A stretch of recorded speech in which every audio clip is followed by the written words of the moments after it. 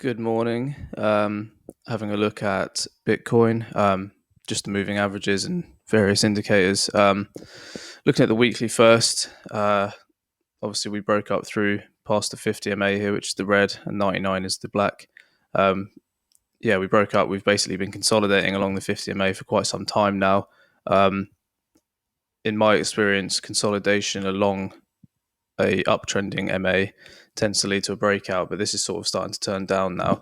So I'm kind of neutral here, really. I wouldn't be taking any macro positions based off what's happening now. I'd be waiting one way or the other, either break above 10.5 or break below sort of 8.5. And if we break below 8.5, I'm expecting this 99 to hit around 7.3. Breaking above 10K, I see no reason we can't, go up to 12, 14, etc. Maybe start a new trend and a bit more of a bull run. But this is just essentially consolidation. I'm not particularly bearish on this, really. Excuse me, it doesn't look that bad, to be honest. So we're gonna let's have a look at the 3-day. Sorry, I've just woken up, so I'm a little tired. 3-day, we've had the bull cross again. We're just sideways there. I think I'm going to move down to the daily. We'll take a look at the range. So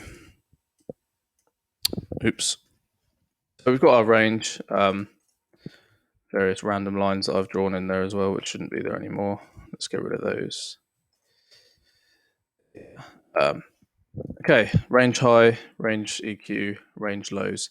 Broke below the daily 50 MA. 99 is here. I imagine at some point we might revisit these range lows around the 8.6 mark, which will probably coincide with this 99. I wouldn't be surprised at that at all. I was actually short from higher, somewhere up here, all the way down. That short just closed, and the algorithm that I use has actually flipped long yesterday, and it's I think it's down about 0.5% or something at the moment. Let me see what my entry was. 9150 was the algorithm entry for a long. So the algo thinks long. I think if that's the case, we're probably going to hit this daily MA, likely suffer a rejection there. But if not, then range highs again. But yeah, still range bound, as everyone knows. There's nothing really new to talk about. Everyone knows we've got to either do this or we got to do this. That's pretty much the two options that we face at the moment. So I think everyone just needs to trade reactionary at the moment. I'm only trading the algorithm, so that's automated. It has other factors that it's looking at. So I'm not manually trading any of this. I don't see the point. Certainly, if you're not trading like an algo or something, then I'd wait for a break either way of this range, because you're just going to get chopped up if you try and trade little moves inside here, unless that's something that you're actually good at doing is scalping. But yeah, generally speaking, this is boring as shit. Everyone's sick of it, but it's still not as bad as 6K. Everyone remembers this if you've been around that long. This shit here, that was depressing. That was really depressing. But one thing that was of note during this 6K consolidation was the MACD.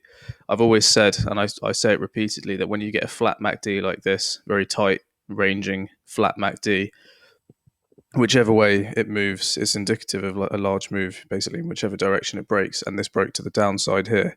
So you could have shorted the close of this daily candle here on the 14th, and you'd have made a considerable percentage. I believe that'll probably be the same. We've seen it here, for example.